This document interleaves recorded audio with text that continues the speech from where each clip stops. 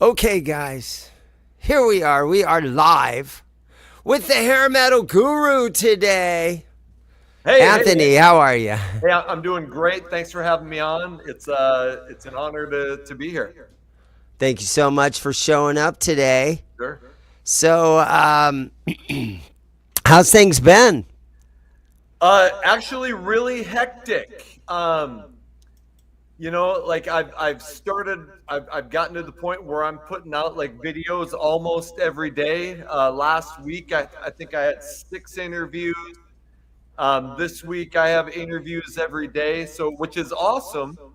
But it like you put a lot of time into preparing and stuff, and Yes. so which I mean it's all great because the channel's the hair metal guru. It's growing faster than I ever saw it happening, but so that's great. So I guess I shouldn't complain if I'm busy. I know, right? I've watched a lot of videos from you for about a year now. And down here, on my channel, in a used guitar shop. Yeah.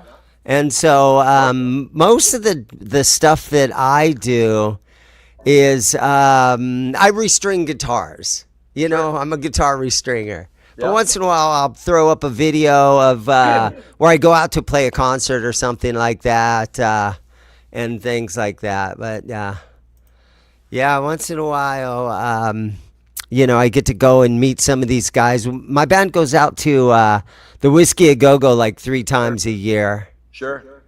Who are some of Sometimes the four. bands who have you played with over Oh there? my God, it's been a long list because we've done it for 6 or 7 years. But we opened for George Lynch Oh, about 3 years ago, and I okay. noticed that one of your recent videos is a George Lynch video. Yep. Yeah, I just well, he put out a collaboration with a rapper called Gunplay, Yeah, and so he just put that out. So I did a little. I've started doing more modern, news like content, and so I have a buddy Patrick that comes on the channel frequently, and we just kind of rant about things that are happening. But yeah, so he did this collaboration. We just talked about what we thought about it, and so yeah.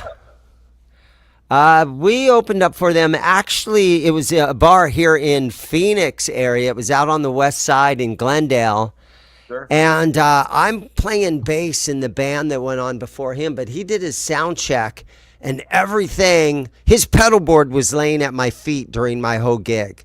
Right, And so if I went way back in all my photos, I could see his pedal board right right, at my feet. And I made sure not to step on any of it or right, anything. But yeah, it was seemed like a really cool guy. yeah. And And even, uh, even if he wasn't cool, he looks like he could probably beat your ass. So yeah, you want to be careful anyway. well, maybe so. He used to really pump iron back in the Yeah, '90s and yeah, stuff, and and I pretty much live in the same town. He lives up here. The guys from Dawkin, yeah. they were up here for a long time, or up north, Sure, in Carefree area, Cave sure, Creek, sure. and so those guys have been around. But it was really cool to see him. There's a local promoter that used to be a DJ here in town. His name is Mike Gobby. And Mike Okay, Gobby will once in a while put concerts together. sure. And just last month, Mike Gobby put together a show, Faster Pussycat, what's the name of the bar? It's an old blues bar, the Rhythm Room in downtown Phoenix. Okay. And Faster Pussycat sold out that show. It was tons of fun. What? How many people does that place hold? About?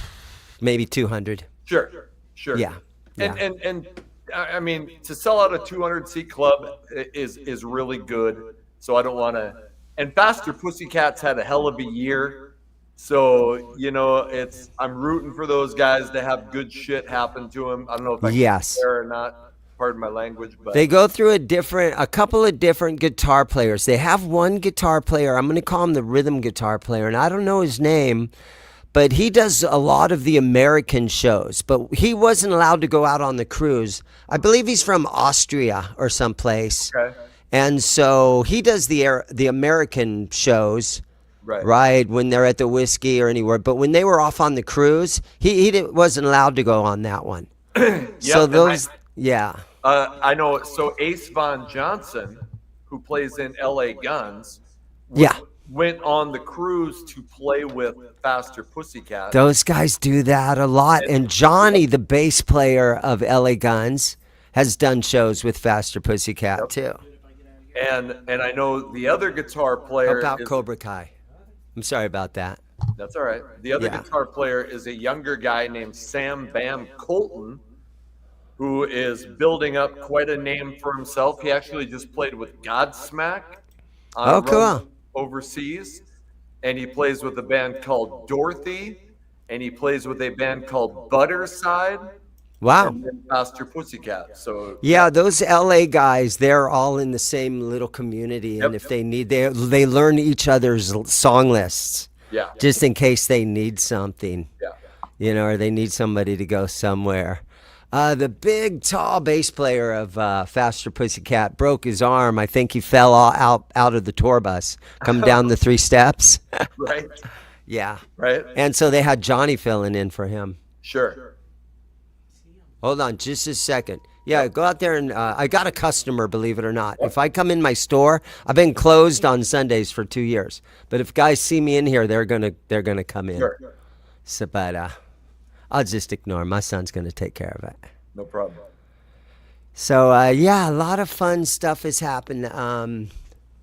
Okay, so coming up on the 4th of July, I have to fly out to LA. We're playing the whiskey again. We're opening for Love Hate. Oh, no way. Yeah, what are your thoughts on Love Hate? I love that band. I'm not even sure who besides Jizzy Pearl is in. You know, I don't think That's right. any of the original guys are in, but I think that they're the 1990 debut Blackout in the Red Room is That's right. Is all killer, no filler. That's the big song that they have. But So, Jizzy also sings in Quiet Riot now. Yep. And so when we did a show with Quiet Riot, Very nice. yeah. nice. Jizzy was doing the singing, and he does a great job Yeah. with Quiet Riot. And those guys are out doing a lot of good stuff. And I tell people all the time, you know, on my channel, I don't sit in front of the camera like this and talk about bands. Sure. I have a guitar on the bench, and the camera's pointing at the guitar. Sure. But I talk about all the shows that I go to and all the hair metal stuff that I'm into. I tell everybody, man, I'm a hair metal guy through and through, and I'm a little bit older. Well, I'm kind of a lot older, but I'm still locked in that 1980s hair metal thing. Sure. Yeah, I kind of am a 70s guy too. But thank you, Cobra Kai. I appreciate that. I'm kind of a 70s guy, but the 80s really is the music that did it for me. Yeah, it was the best of times. You know, I think in the 80s, everything was all about positivity. You can do it. It was about fun. And Yeah. then when grunge came in, that kind of went away. I mean, then it became more about like, let's be angry and let's be depressed. Yeah, and being a rock star isn't any fun anymore. Right. It's not fun to be a rock star, and I don't want to put my girlfriend's clothes on anymore. Right. Yeah, Right. yeah. But So no, you I was don't hear people way into talking that. about how they clamor for the 90s. But even I used to teach. I taught for 12 years, and my students would be like, "What was it like in the 80s? It sounds so awesome." And so Yeah. I was lucky enough at my age to where I saw all the Van Halen shows. So here in Phoenix, Arizona, starting in like 1980, down at the Coliseum where the Phoenix Suns would play, Van Halen would come to town every summer. Right. And I had 4 or 5 summers in a row where the Van Halen, David Lee Roth stuff would come to town. And so we were very lucky back then because we not only was it at Van Halen, but it was the Scorps, and it was Iron Maiden, and it was Judas Priest, and it was the Poison, Rat, Cheap Trick Show, and then all that stuff came a few years later. But yeah, I feel really lucky that I got to see a ton of shows, and I'm still doing it. The profits I make at this guitar shop, Yeah. I spend that money on I spend my profits on going to concerts. Sure. Right. I've got tickets right now. There's a casino up the road, and I'm fortunate enough I go and see the tribute bands. Sure. I saw a great Police tribute, Right. but I've got the Motley 2 is the name of the Motley tribute band. I got Okay. tickets for next Saturday. And I've got my David Lee Roth tickets already. He's coming to a casino over here that I love going 5 minutes away. Sure. Hmm. Yeah. Roth has come back at M3. I thought was fantastic. You know, he came out. He was all in black leather. He had a fantastic band. I think He so did too. he did all classic Van Halen, which I think is what most people want. And so That's right. I'm rooting for Dave because I think every hair metal singer or every band, you know, in the '80s, all those singers were trying to do what Dave started. That's right. Yep, 100%. Yep, Dave started it. A lot of people say, oh, well, he just got his whole thing from the Jim Dandy. Jim But, Dandy. sure, you get influences from Oh yeah, whatever. And even the very famous David Lee Roth quote is you don't get inspiration from staring at your ceiling. yeah, yeah. And so, yeah. So But it's he been a took lot what of he fun. did. He took what he did and made it. I mean, I think pretty much most people acknowledge that is one of the greatest frontman of all time. So Yeah, it did a lot. And I just remember how big that was. And, there was a lot of bands that when they came out, it was just, it was just such a treat to have these bands around.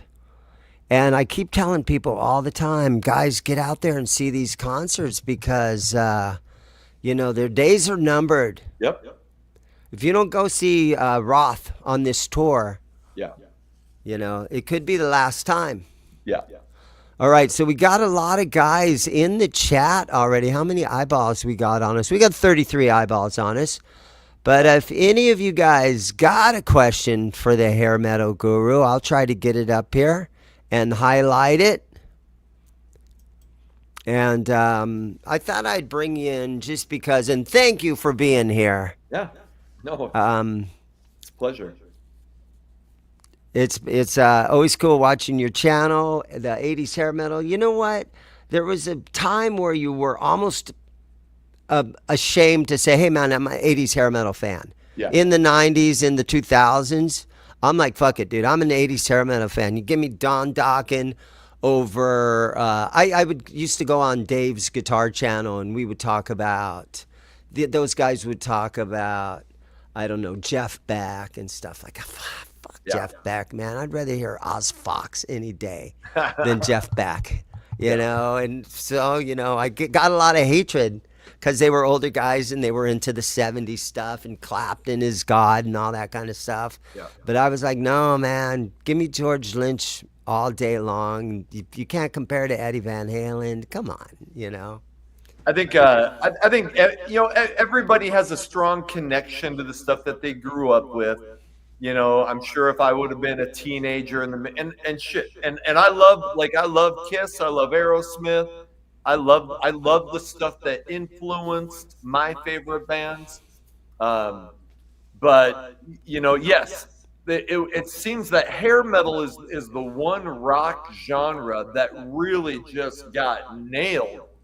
I mean, like you were saying, it got to a point where, for a while you didn't want to come out and say, you were almost like shunned if you Right. said you liked 80s rock or hair metal. But somewhere Right. around 2008, it started becoming more socially acceptable, and people started, taking, like hair metal used to be like a really derogatory term.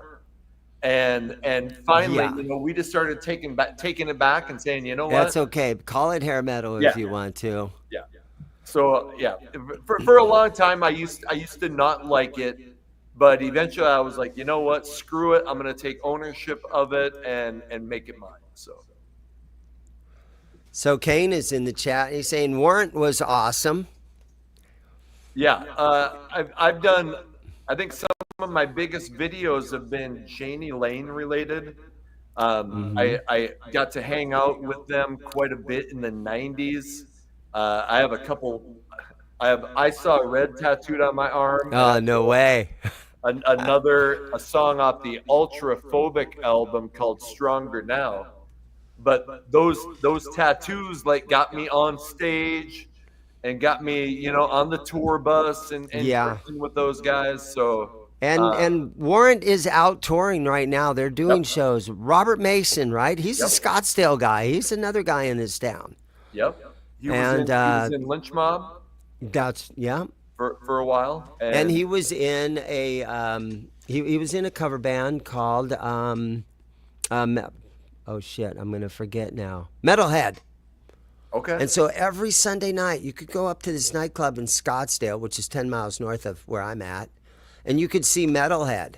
And it was okay, Robert Mason singing. And the sure, bar was freaking packed. And the ladies in there were smoking hot. And it was just like it was still the 1980s. right, Yeah, right. and he helped keep that around. Luckily, we have those guys that are like that. They want to keep it around. Oh yeah, Uh, and that's half the point of my channel.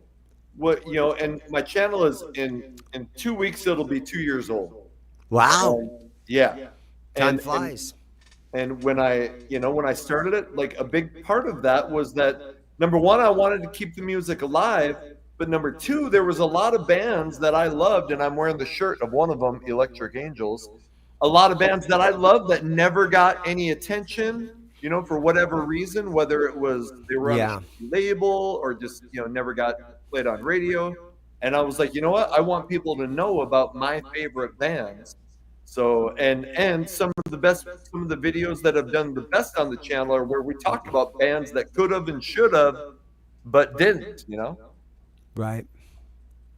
So There I'm was a Phoenix band in the 1980s, and they were kind of on the metal side, but they kind of dressed like a hair metal band. I'm yeah, talking about Icon. yeah, And I have become really good friends with Dan Wexler and John Aquilino. okay, Both of those guys have come into my store and hung out. The current band that I'm in, we're out recording our first album at John Aquilino's studio.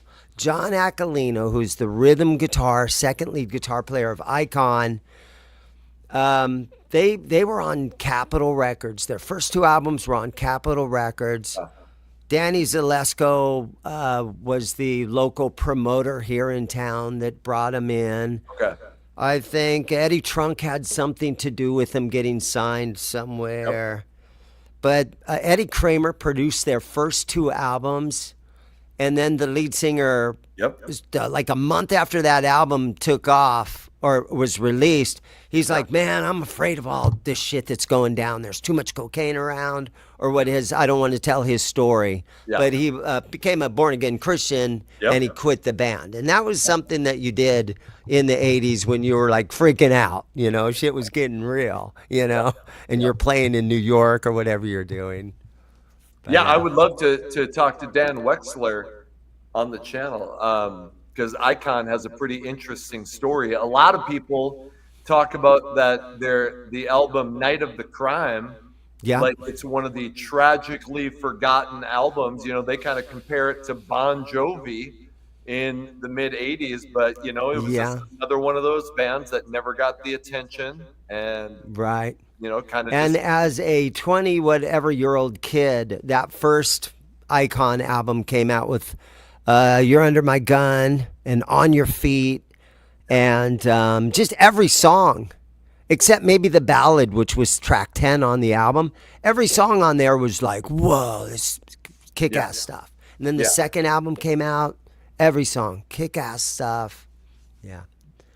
All right. It kind of started going a little bit more mellow after that. Yeah, in I believe 86 they put out like a 6-song cassette that they I think they produced themselves or something, and that got enough attention where they were able to get the next follow-up album. that had taken my breath away. Here's something that's super cool about the video Taken My Breath Away by Icon. Dan Wexler's playing a guitar in the solo. And at the very end of it, he breaks the neck off. It's very hard to see because it's a weird old, they're out in the desert and it's very grainy and it's not like really, high def. Yeah. But I actually own that guitar from that video. Really? Yeah, I did a trade with Dan and I gave him a Les Paul and he said, hey, how about the old, I could run and grab it if you really want to see this Icon's guitar. I mean, I don't know. Go ahead. Do you guys want to see this? Well, hold on. I'll ask the chat. Any of you guys want to see Dan Wexler's guitar that was in Icon? Somebody give me a yes or a no right now. We got 42 guys watching. Anybody? Well, if somebody says something, maybe I'll run back there. Oh, fixing things. Okay, fixing things with strings. There they are. There they are. Okay. Talk amongst yourself. I will be right back. Sure.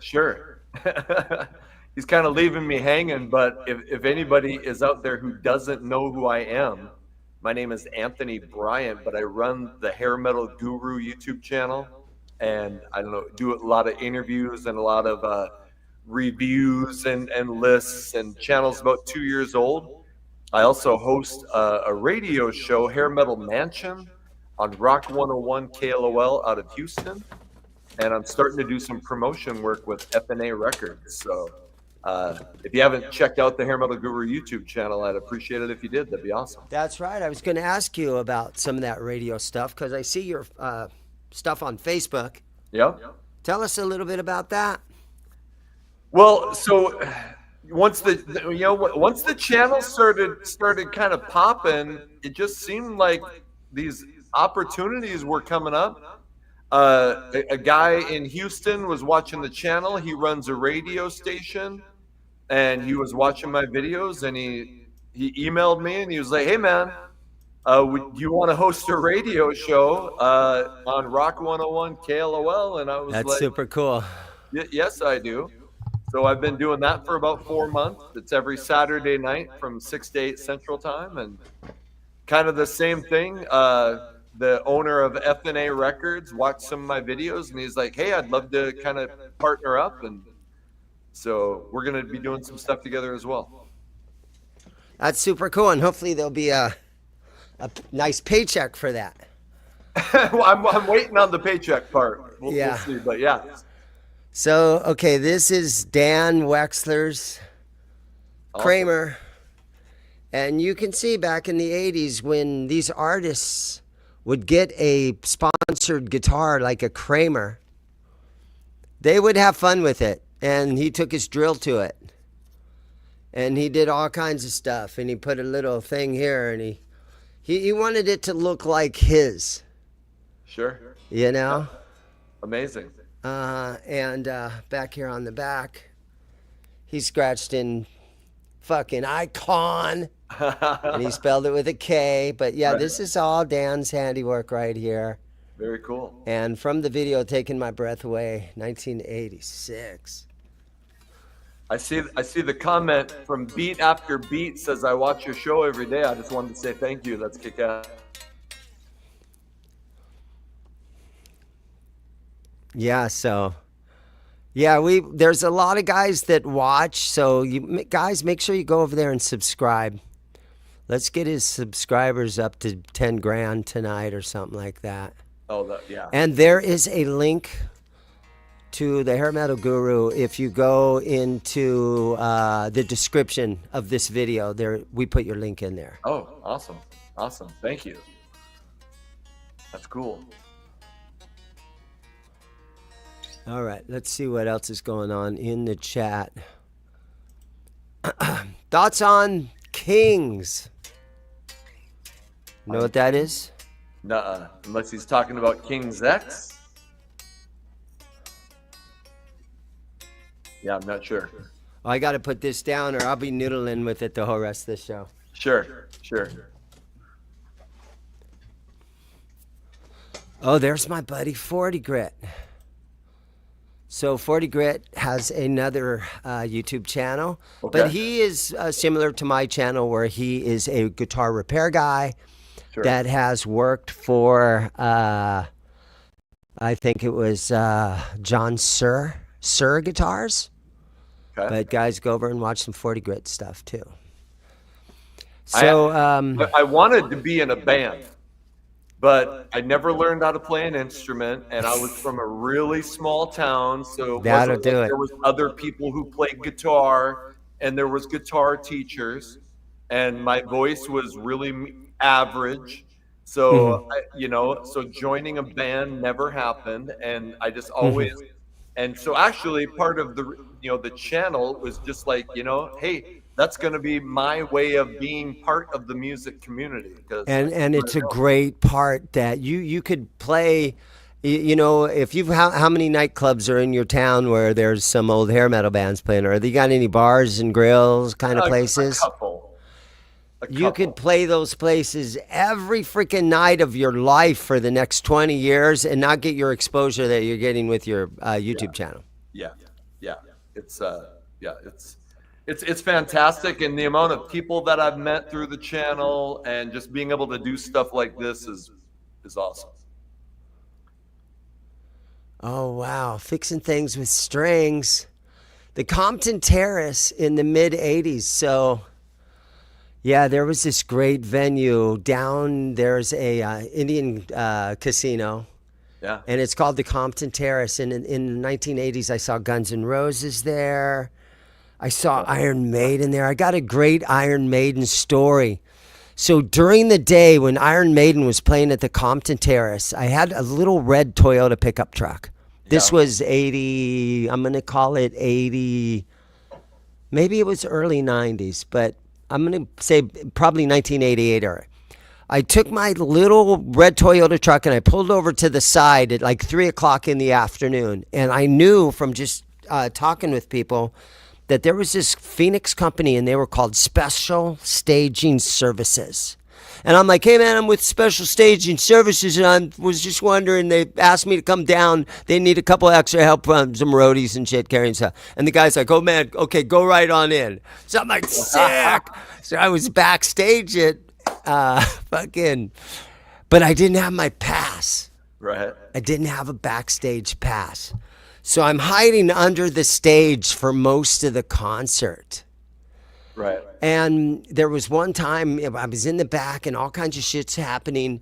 And Iron Maiden's freaking manager is at the top of the 3 or 5 steps to where there's a trailer.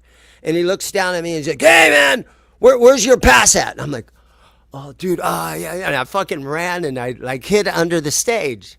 And so it was all fun and everything. But Right. then at the end of the show, when everybody was leaving, okay, somehow what I did is I jumped into the audience right in the front row, right? Okay. Big outdoor festival looking place. So after a little while of hiding under the stage, I jumped into the audience. So then after the concert, everybody's leaving. I had to get backstage. I had no way to get backstage. So I would talk to security. I'm like, look, bro, see that red truck? That's my truck right there. Will you let me go back there? And they're like, no, dude, no, you got to go out. And finally I was able to, you can walk me over there. Please, that's my truck right there. Here's my key. So it was a fun attempt, but it kind of Sure. backfired on me there at Sure. the end. Yeah. I worked security at the Fargo Dome in Fargo for probably 10, 12 concerts back in the day, and people would try everything they could to get backstage. It was crazy. Yeah, so you worked security. I What was was the last concert that you've been to? I just saw Slaughter and Mike Tramp from White Lion like a couple weeks ago. Very nice. Yeah, I and was Slaughter. lucky enough to open for White Lion or Mike Tramp's White Lion just Sure. last summer, Oh, okay. and it was a packed show. Yeah. And one good memory that came from it is a month later, I was over here at the casino watching 38 Special. Oh, sure. and I was in the beer line, and he's like, "Hey, bro, did I see you out? Are you in a band? Did I see you out at I think the 44?" And I'm like, "Yeah, we opened for Mike Tramp out there." And he goes, "Yeah, that's where I saw you." And then he said, "Do you have a day job?" And I said, "Yeah, I own a guitar shop." And he goes, "Oh, cool, because I was just wondering, that's all." And I got my beer and I took off. But I'm going to take that as a compliment Sure. because he thought we were like out touring Yeah. and doing that kind of shit, like I was a pro. Like I Right. didn't need to have a day job. Like you make a living off of playing in your Yeah. band. And Right. what really honestly happened is we probably paid them $500 so that we could get buy our time slot. That's probably what happened, something like that. It probably cost us $400 to go do it that night, Right. or Right. something like that. Yeah, The days of making music or of making money of making music are it's a tough gig out there. it really is. I think it always has been, Sure. but yeah, no, it is.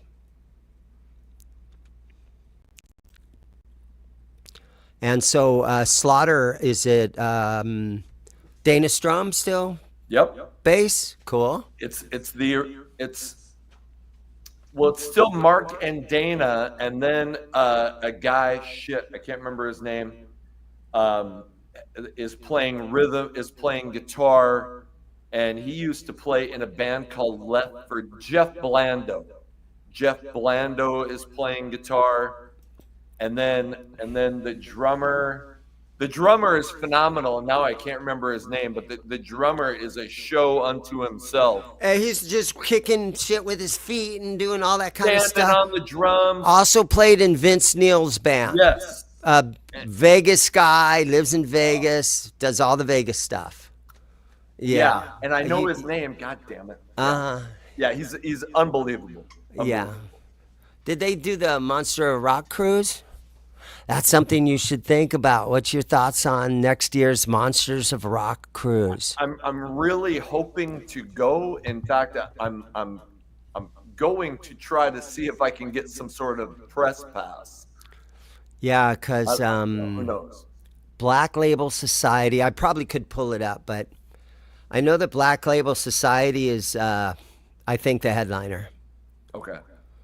But again, you've got Stephen Piercy. Trying to go off my memory, but even that old Swedish hair metal band called TNT is on the cruise next year. Yep. Do you remember the Knights of the New Thunder and Tony all that Harnell stuff? is their singer. Yep. Yeah, they went through a couple of singers, didn't they? Yep. Yeah. Yeah. So the guy that did what is it? Seven Seas was the great song. Yeah. And that whole album was really good. Yeah. And then they came out with that song 10,000 Lovers, but that was a different singer. Okay. Right? I thought Tony Harnell was on all that stuff, but I could be wrong. Those guys are on the cruise, and out of like 50 bands that are named on the cruise, they're like down at the bottom. Yeah. And it's like, oh man, those guys should be higher up on the top. Because I love those first two. I don't know where they were the first two albums or what they were. Yeah.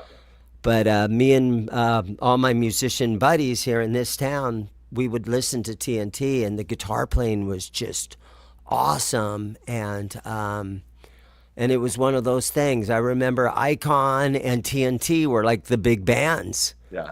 You know, and now you don't see anything. But I think what happened with TNT is, being from Sweden or wherever they were from, they just didn't tour America enough for us to know about them. Right.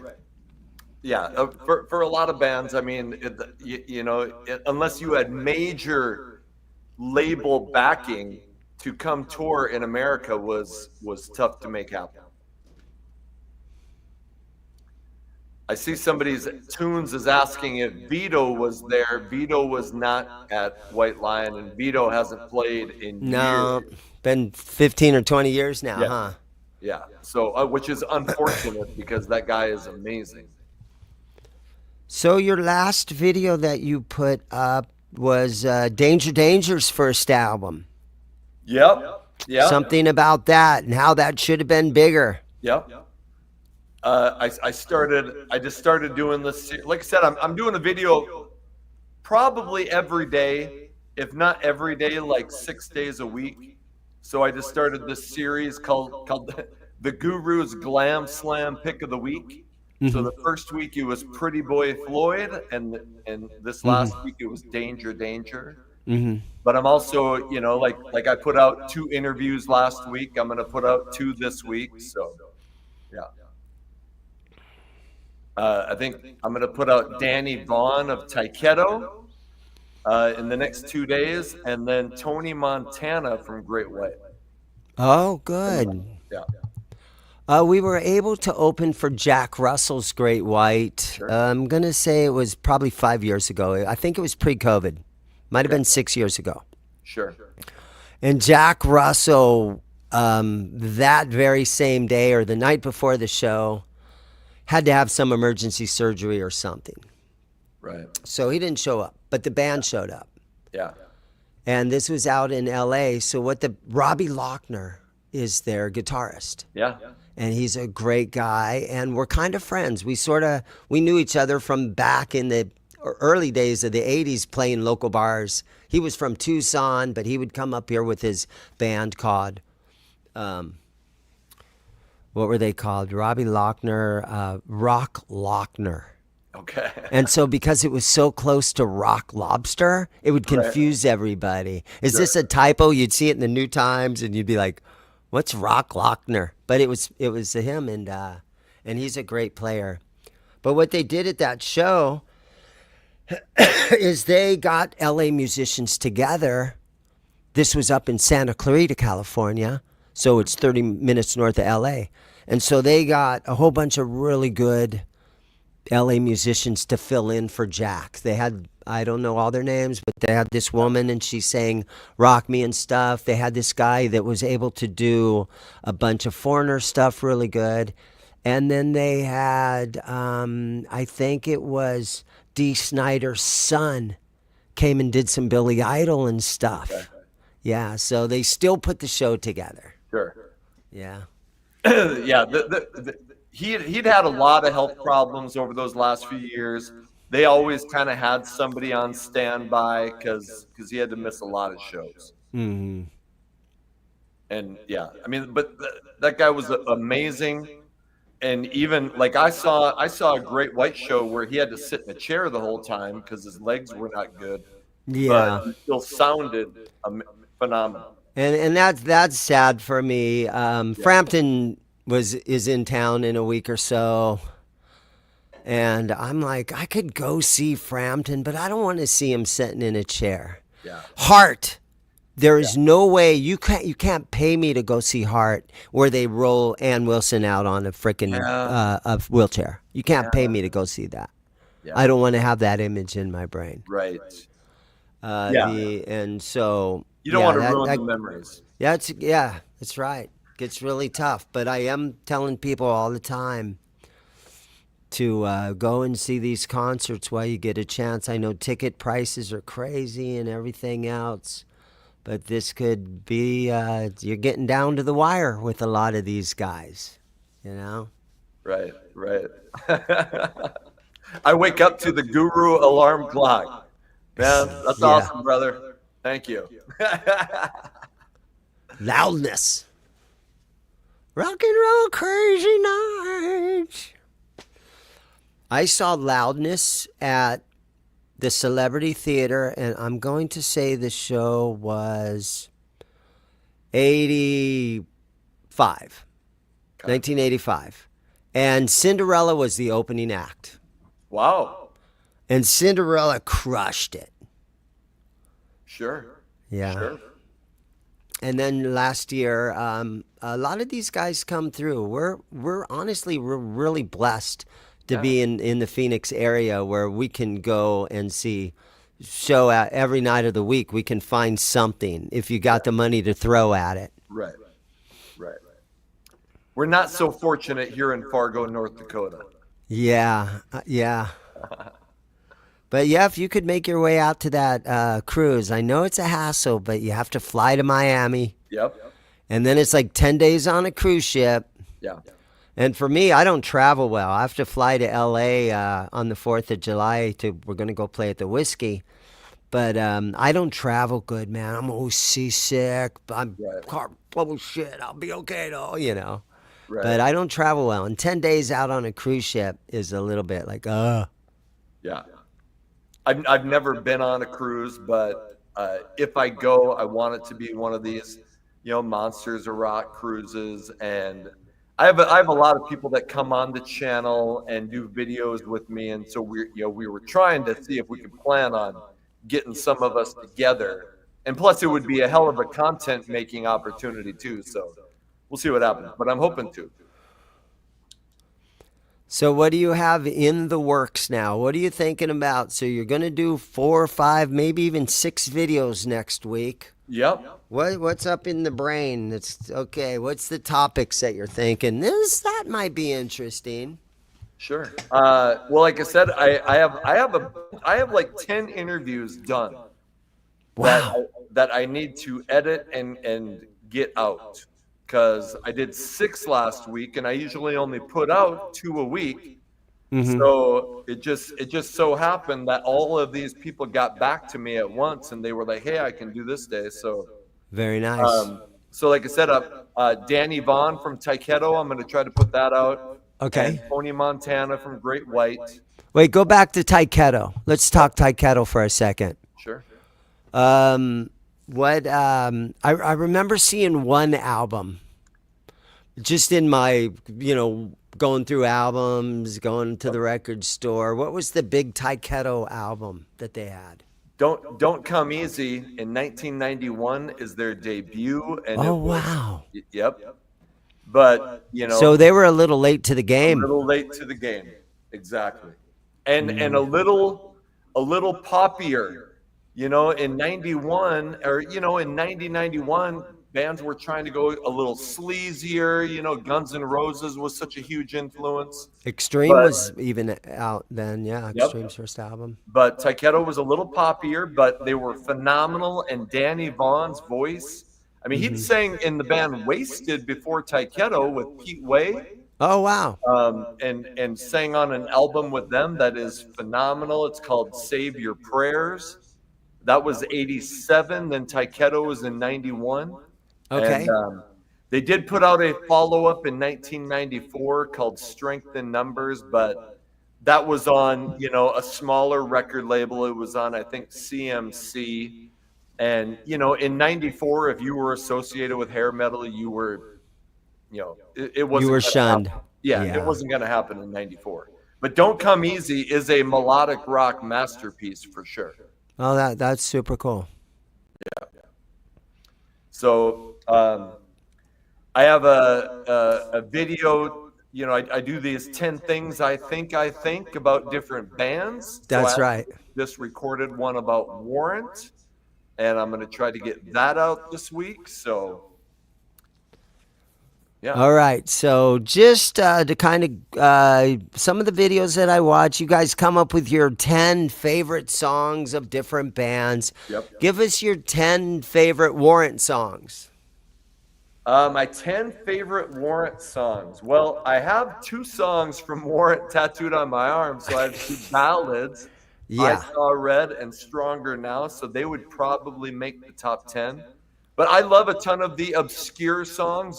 Dog Eat Dog in 1992 Yeah. is phenomenal.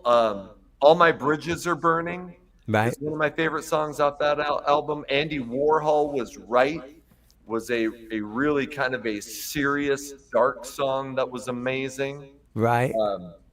I think a song that was really underrated on the Cherry Pie album is a song called Mr. Rainmaker. Okay. There was so when Cherry Pie came out as a single, there was actually the B-side of the single was never put on an album, but it's called Thin Disguise, and that is an amazing song.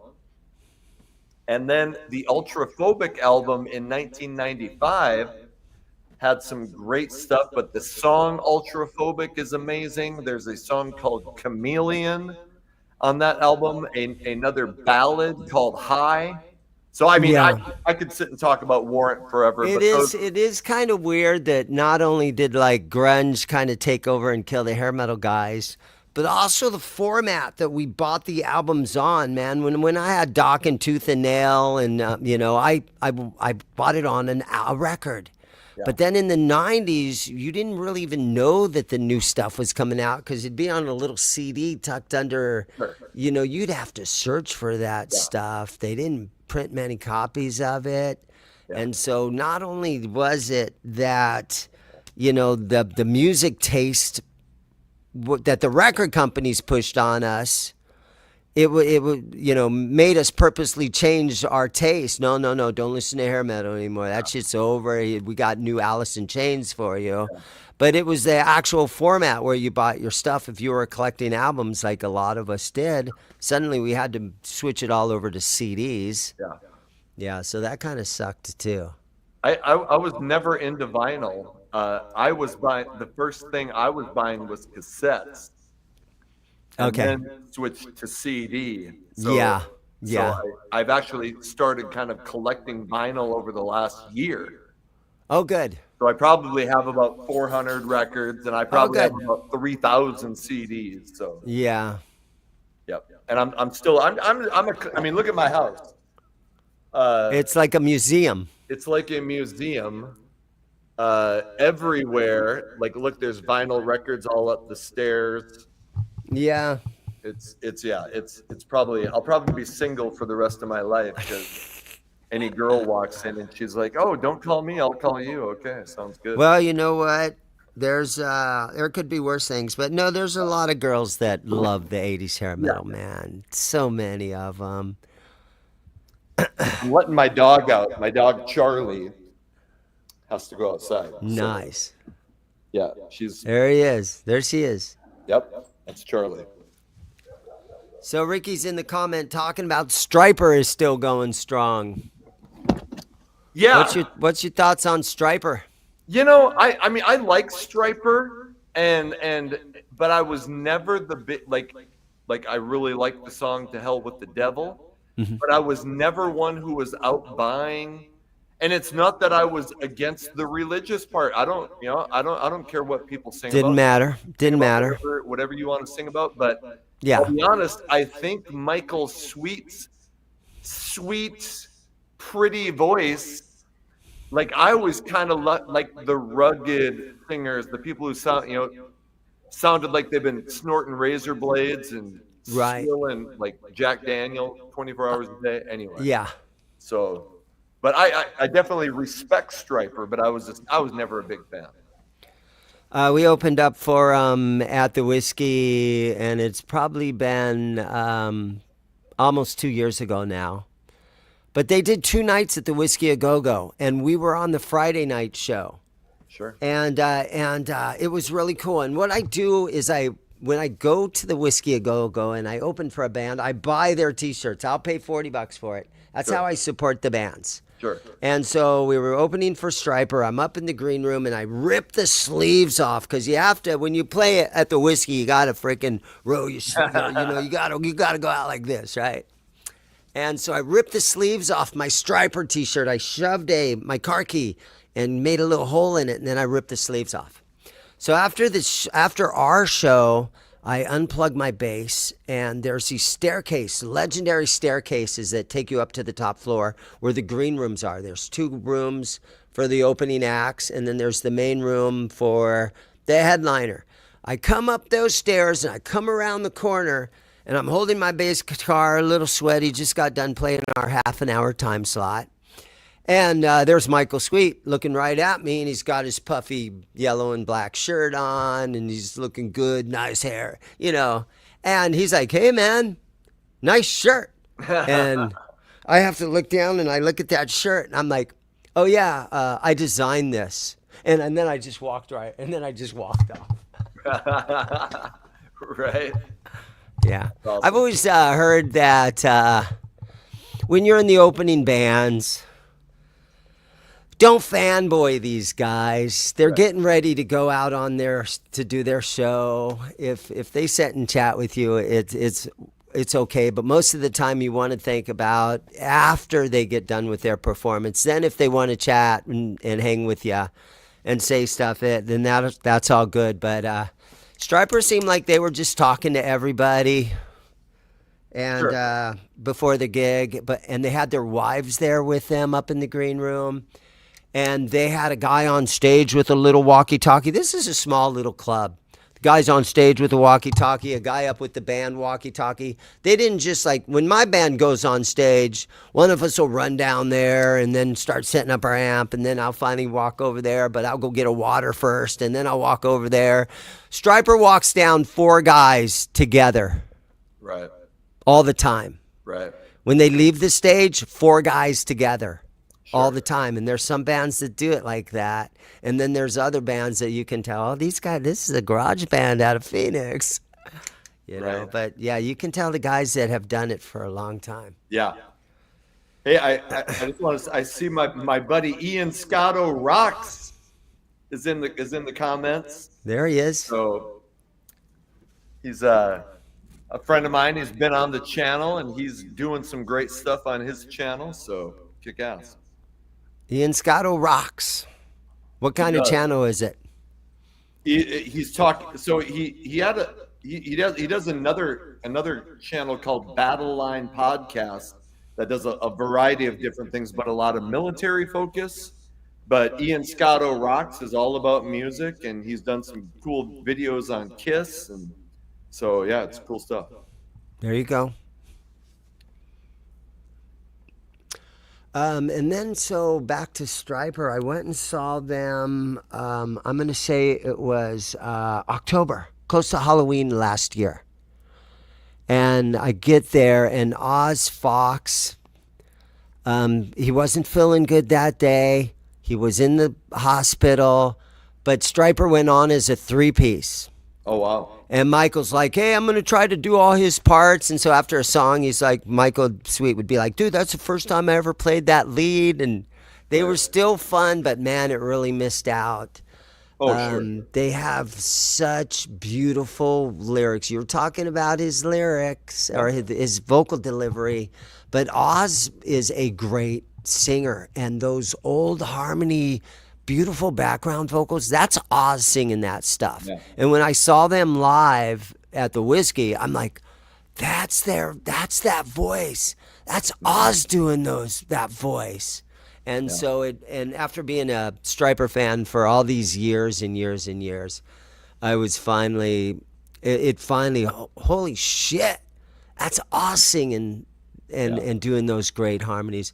Oh, you know, another a guy that lives here in town is the original bass player from Striper. Tim Gaines? Timothy Gaines. That's right. He's here in Phoenix. Okay. And I'm Facebook friends with him. I could probably reach out and say, Timothy, you want to do a little live stream? I got a guitar shop. You know, let's do a live stream. Yeah. Right. He would probably do it. He seems like a great guy. Yeah, I've reached out to Michael Sweet to see if he wants to come on the channel, but no response yet. But we'll see.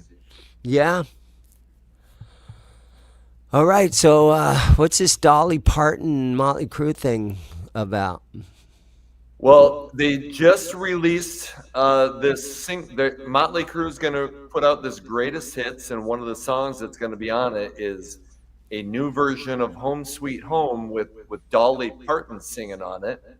And so it just came out Friday, and it sounds like they just took the old track with Vince singing on it, and then Dolly added her stuff. So I actually put a video out about it before the song was released because I'll be honest, a lot of what Motley Crue has done over the last few years has kind of been kind of shady. So, but whatever. I mean, I'm a huge Motley Crue fan, but sometimes I just wonder who's in their ear talking about things that Well, you know, it was only a few years back when Dolly was nominated for the Rock and Roll Hall of Fame, and she said, "Look, I don't play rock and roll Yeah. music, so I'm not going to accept this, Yeah. nomination. Yeah. And then she put out a rock and roll album. Called Rockstar. And honestly, I thought it was good for the few times that the things that I heard. She's got a long version of Freebird on there and all kinds of stuff, and it was not bad. It's kind of fun to listen to. So, Yeah. and she's earned everything that Oh, anybody sure. wants to do. You want to let her sing on the next Pantera album? Yeah. Fuck yeah. I don't You think know? there's anybody in America who would say anything bad about Dolly Parton. No, you can't do that. Yeah. Mm-mm. So shit. If I were Motley Crue and Dolly wanted to sing on one of my songs, I'd probably say yes too.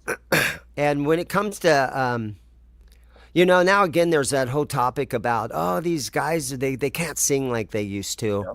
Vince honestly really was never a great No. singer. No. I was lucky enough to be at the US Festival 1983. Okay. And Wow. yeah, and I was there that day, and Quiet Riot was the opening act.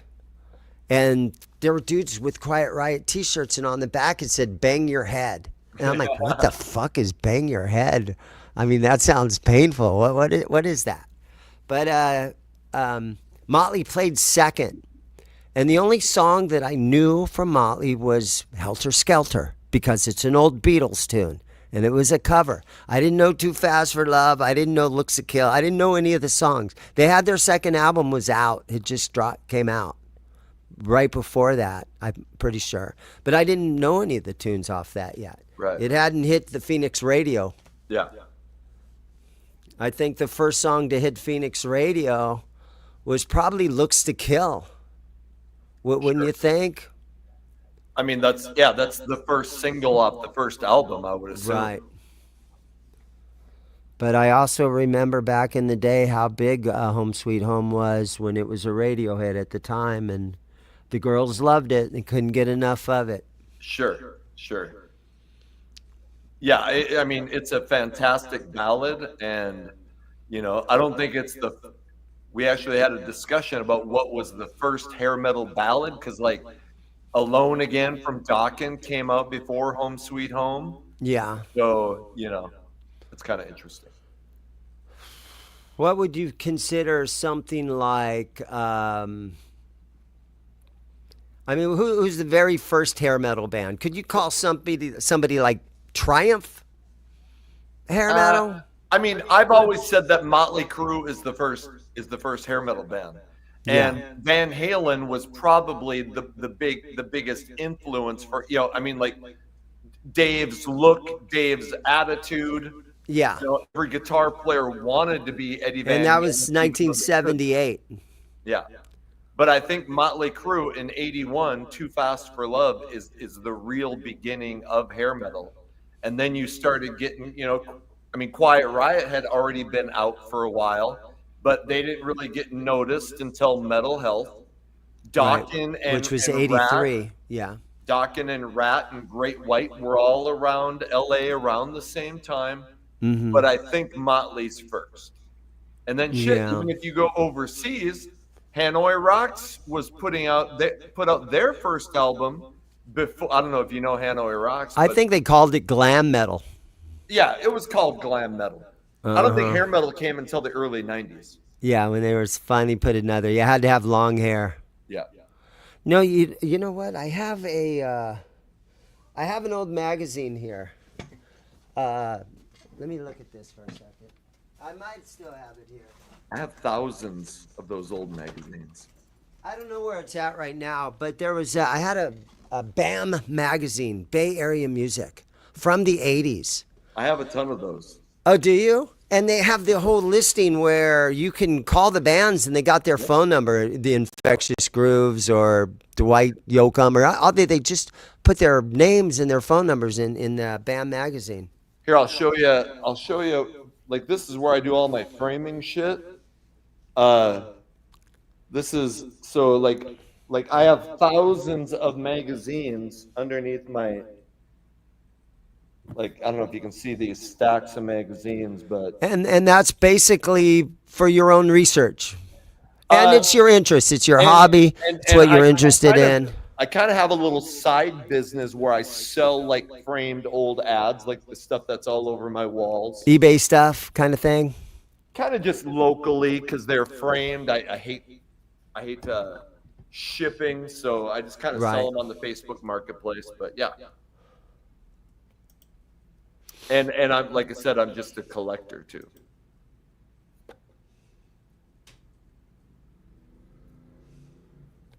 Right on. Okay, my friend. Well, we have gone an hour. Sure. And so I didn't want to take too much of your Sunday away from you. No, I appreciate But- it. It was blessed. I was hoping that some of my subscribers, they probably already know you, but I was hoping, hey, man, let's get over there and get them some subscribers. Get the hair metal freaking thing going. No, I talk hey, about hair metal in every one of my videos that I do where I'm shining up and shining a guitar and filing the frets and changing the pickups. And I talk about hair metal the whole time. right. Yeah. It's been a blast coming on, and thank you and everybody that was here watching. I appreciate it, and hopefully we'll see you over at the channel sometime. There you guys go. Thank you, everybody, for watching. And we'll see you guys later. Thanks again. All right, take care.